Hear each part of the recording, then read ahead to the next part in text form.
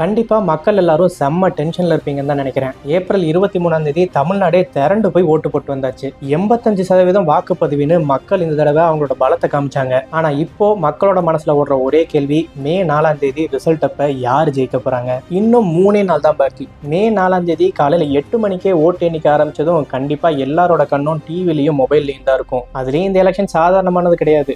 ஒரு பக்கம் இருக்கிற ஆட்சியை தக்க வச்சுக்கணும் அப்படின்னு நினைக்கிறவங்க, இன்னொரு பக்கம் பெரிய இடைவெளியோட பழையபடி உள்ள வரணும்னு நினைக்கிறவங்க, எக்ஸிட் போல் ஒரு பக்கம்னு ஒவ்வொன்றும் ஒவ்வொரு கதையை சொல்லுது. ஆனா நிஜமான சீன் மே 4ஆம் தேதி தான் இருக்கு. உண்மையை சொல்லணும்னா இந்த தடவை எலெக்ஷன்ல நம்மளோட பசங்க காட்டின ஆர்வம் இருக்குல்ல, அது வேற லெவல். முன்னாடி எல்லாம் பெரியவங்க தான் ஓட்டு போடுறதுக்காக ஆர்வம் காட்டுவாங்க. ஆனா இந்த டைம் ஃபர்ஸ்ட் டைம் ஓட்டர்ஸ் அவங்க தான் ஃபர்ஸ்ட் வரிசையில போய் நின்று இருக்காங்க.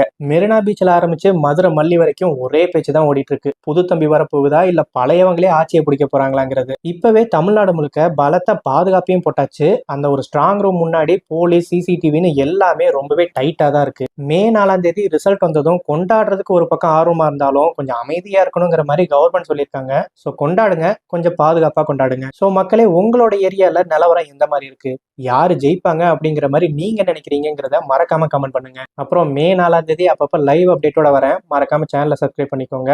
பை.